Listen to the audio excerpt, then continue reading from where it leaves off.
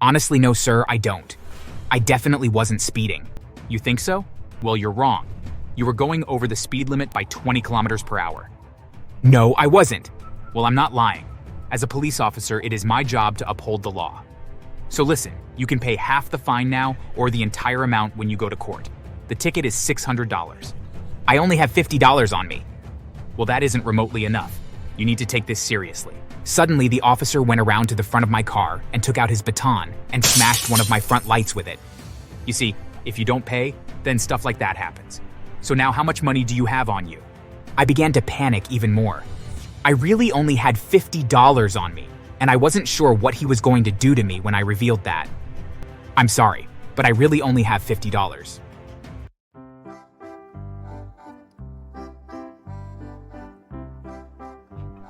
Hey there. So I witnessed something I could not believe would happen outside of a movie.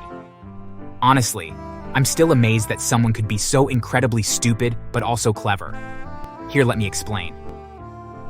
I was driving home from work one night, and I was very tired, so I really wasn't paying that close attention to how fast I was going. I was actually just keeping up with traffic when suddenly I heard the sounds of a police siren and saw flashing lights. My heart sank as I realized that I was getting pulled over by a cop. Reluctantly, I pulled over though and put my car in park and waited for the police officer to come over and speak with me. Looking through my mirrors at the cop car, I couldn't help but think that the police car looked a bit odd. I couldn't put my finger on it, but something about it seemed unusual.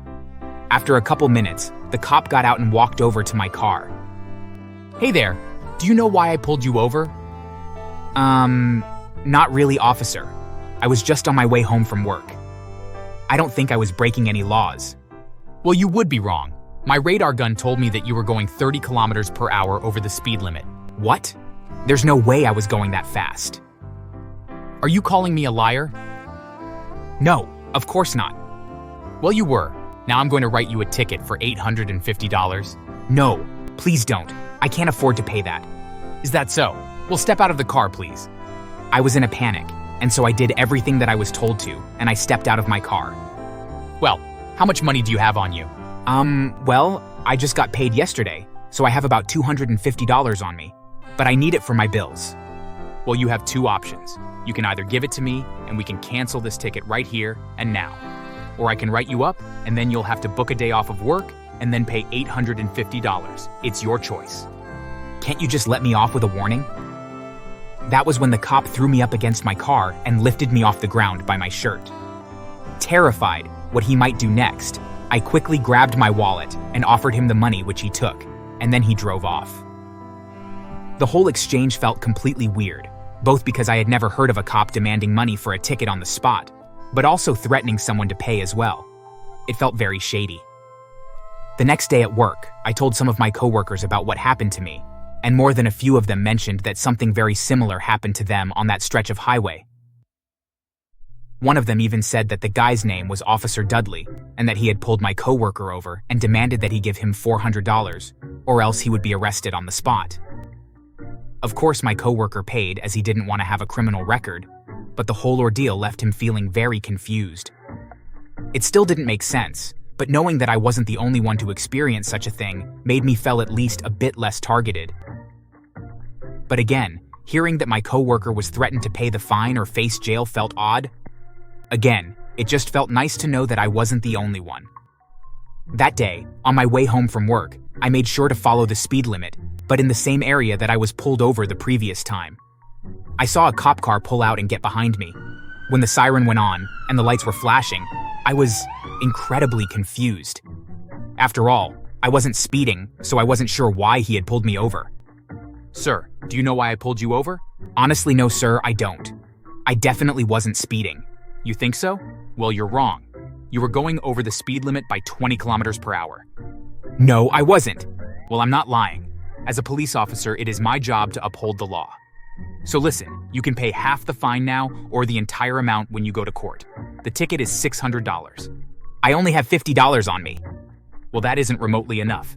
You need to take this seriously. Suddenly, the officer went around to the front of my car and took out his baton and smashed one of my front lights with it. You see, if you don't pay, then stuff like that happens. So now how much money do you have on you? I began to panic even more. I really only had $50 on me, and I wasn't sure what he was going to do to me when I revealed that. I'm sorry, but I really only have $50. You worthless idiot. Fine. Give me the $50 and be on your way. But don't let me catch you driving up and down this highway anytime soon, or else I'll make sure you regret it.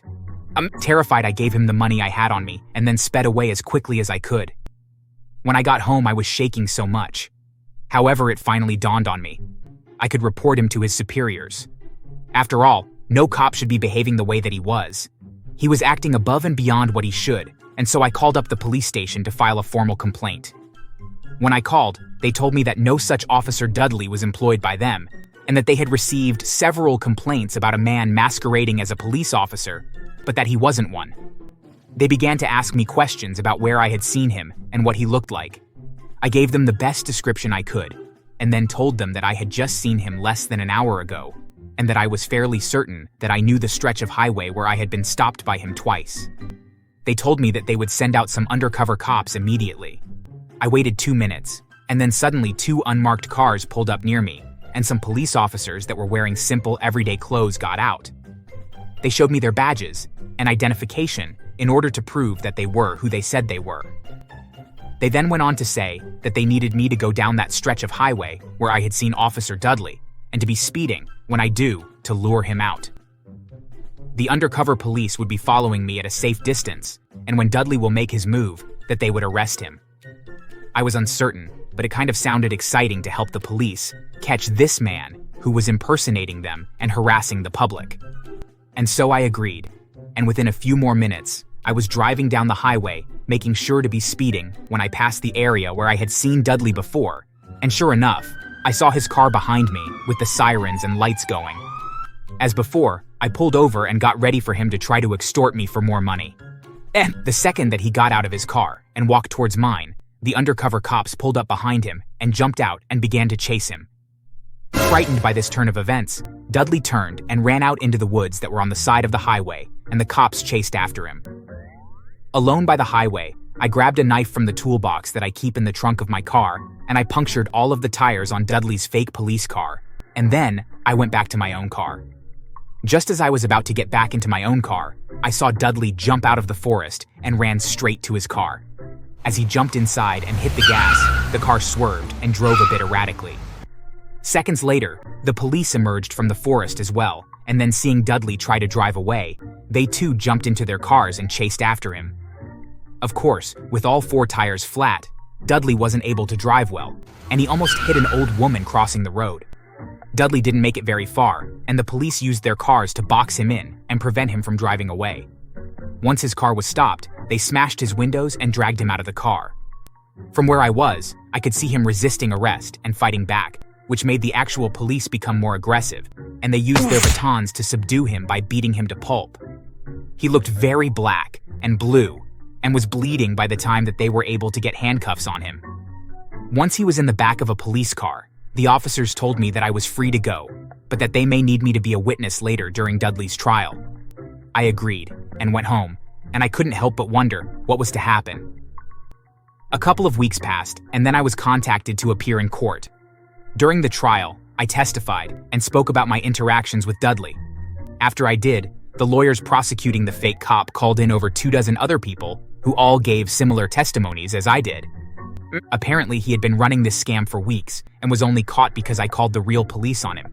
But during those weeks, Dudley had stolen tens of thousands of dollars from people and had physically assaulted many of them as well. If I hadn't called the police, then there is no telling how much longer his reign of terror would have lasted. In the end, the judge heard all the testimonies and ordered Dudley to pay back all the money that he had stolen from people plus interest.